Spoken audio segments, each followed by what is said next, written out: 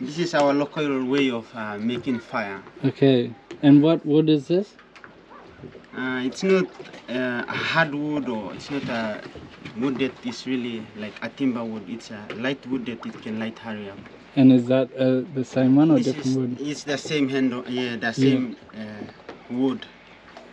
So we make this as handle to rub on the main wood.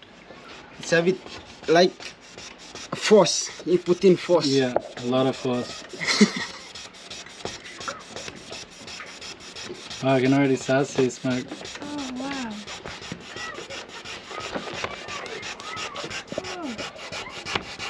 Ah.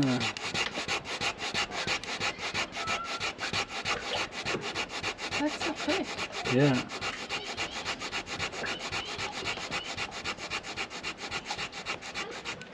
Oh, yeah. And then you'd have coconut husk or something to put it onto? Wow. Ah. That's awesome. And so quick. Sometimes we use this to go fishing with it. If we don't have lighter. I'm really so rough, that's why it went off, because the particles are really thick and big. But if you go smooth with it, if you put a lot of force, then it will have bigger particles. Where it can't light properly or light fastly.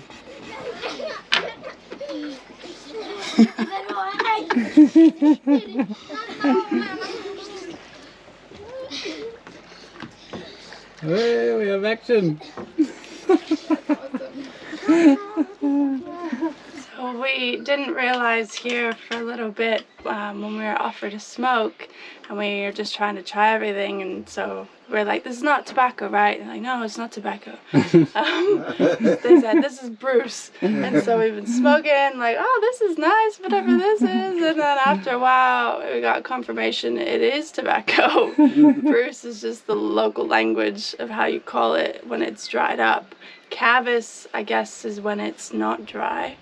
Anyways, so basically this is the tobacco leaf. It's already starting to get dry, that they all grow here. And then they'll take these leaves and then they'll dry them. And then they'll turn them into this, and this is what they're calling Bruce. So it's basically the tobacco before it's been like chopped up, and yeah, that's how we unknowingly started smoking tobacco.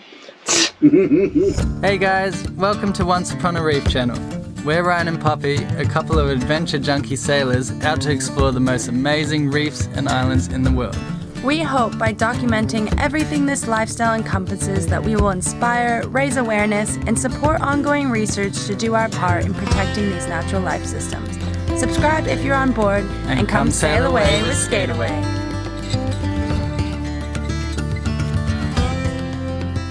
Oh yeah, and I thought of another thing I wanted to share that we learned, because like magic, black magic, and different legendary stories are a big thing here. So one we got told by our friend Adelaide was about this tall mountain over here. The story goes that there used to be a giant that lived up there. Some people call it a legend, but she assured us it wasn't, because her father had actually seen the giant. But anyway, the giant lived up there and didn't really like anyone going up the mountain, any of the villagers, and it didn't like the sound of them, like loud talking or drums or music or anything like that, and would actually kill them if it got angry. And this carried on for a while, so they could never really go up inland much, until a man from Sudas came over, a sorcerer of sorts, and he used his magic to get rid of the giant. Now there's still, from the giants left behind, a spring that never ends. Even during droughts there's always water there, and there's also a big shell, maybe a trochus shell or conch shell or something, that the giant used to blow which is still meant to be up there, and none of the villagers dare remove it because it can cause all sorts of things like earthquakes. They have a head post on the other side of the island, which basic medical supplies, and did have a person there, a medical person, to help the people, but they've left many months ago and there's no medicine left there, so they go back to using their traditional medicines, one being the noni fruit or the blue cheese fruit, but another plant that's only, I think there may be multiple trees and plants up there. There's one they talked about, they go up there when needed. They have to call the spirit back into the tree first, either by shaking it or saying some words in language to summon the spirit back into the tree before taking the leaves to then heal themselves. If they don't call the spirit back first, it will not heal them. So just an interesting story that we heard while being here.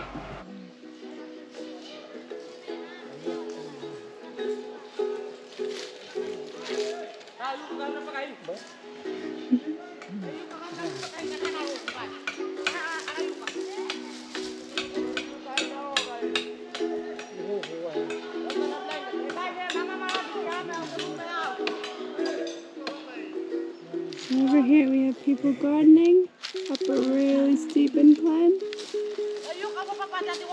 And then we got Joseph on the ukulele.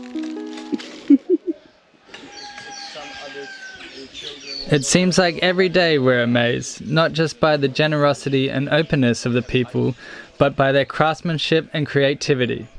Sailboats aren't the only vessels that they carve here.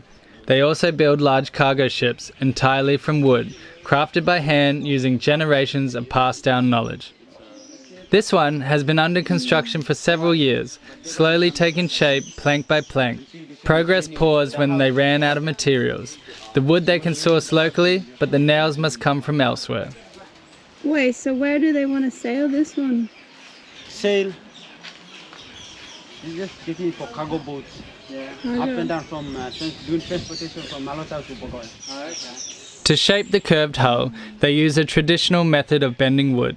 The builders heat or soak the timber, often using boiling water or steam, making it pliable just long enough to bend it into place along the frame.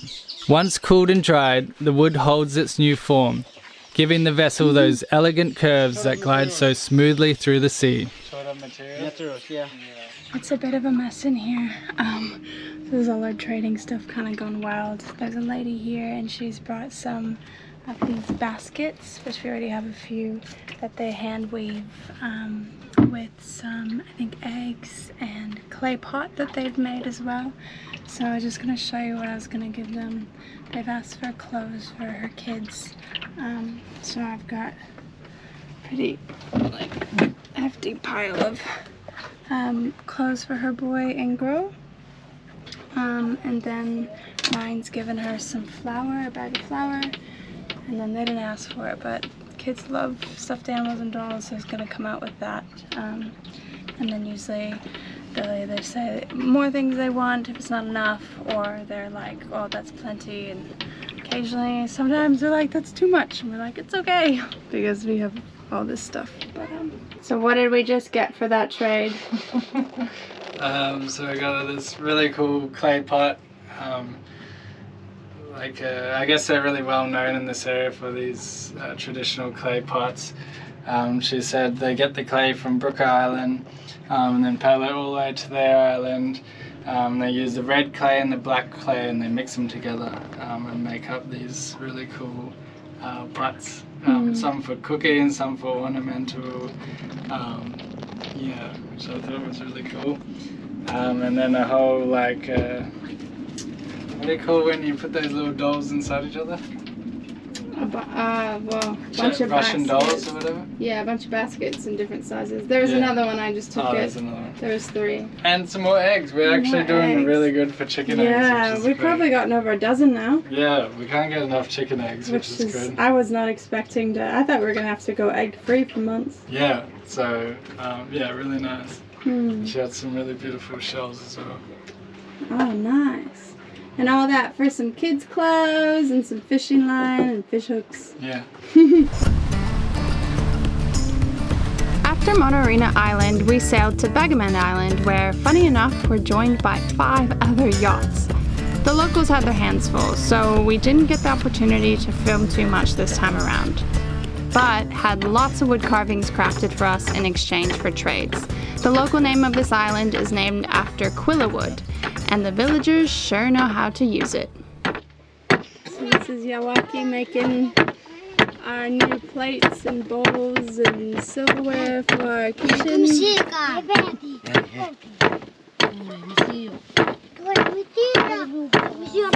carving out the bowl right now, and he uses this big piece and he's making the plates.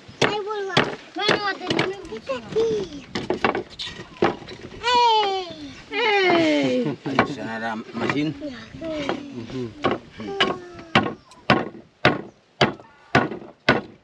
And you started this yesterday? So if you have this tool, this one, it will make you fast. Yeah. So outside part is this one, inside part is this one. And this is all from quilla? Yeah, all from Papua. Because you have a lot of quilla trees here. Oh yes, yeah. What was the other name of Bagaman? Kivina. Kivina. Yeah. Which means quilla tree. Yeah. Or quilla. Means quilla tree. Yeah. Okay. Yeah. Because you have so many quilla. Bagaman, they say Bagaman. Yeah. But local way. Yeah, local is Kivina. Yeah. And you also have a lot of ebony tree as well. Ebony, not really. No. Only few, yeah. Yeah. It was small ones. Yeah, not like so these big ones. Yeah.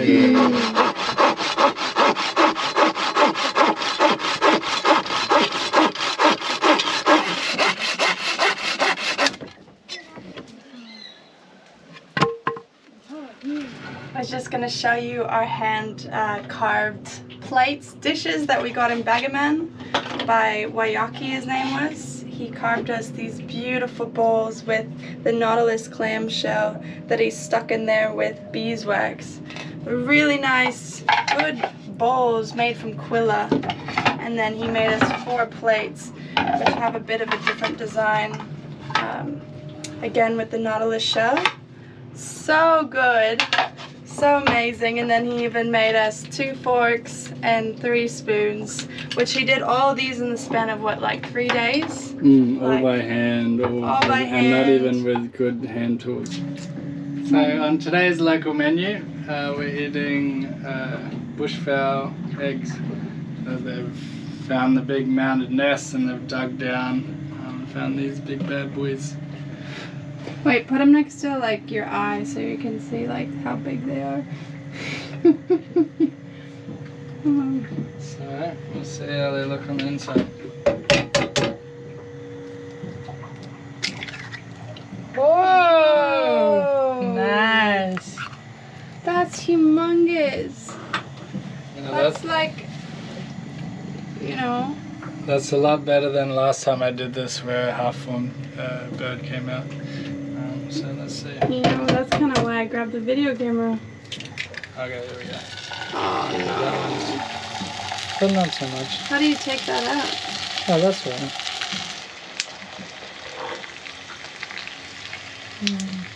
There's a little bubble. So that's when they're not period eggs anymore. So that one was... Well, they're both fertilized, but that one was later in the development. So you want to describe how they get the eggs? Yeah, like I said, they find the big mound and then they dig down to find the eggs. They look for like tracks and like freshly dug up soil. It'll be softer, and also the warmth of it to tell if they've laid eggs in it or not. Cheers! Cheers! So all local food. Yeah, the slippery cabbage, Ibica. bushfowl, egg, pickled broccoli, and sauerkraut on top of some rice. Should I be the tester since I'm the picky one? So it's been almost 2 months since we've left Australia, meaning we are almost entirely out of all of our fresh produce from Australia. I think we only have like a half an onion, one thing of garlic, and just pickled veg. So we're totally reliant on local food now, which tastes like a normal egg. Okay. Normal egg, but way bigger. But way bigger, more protein.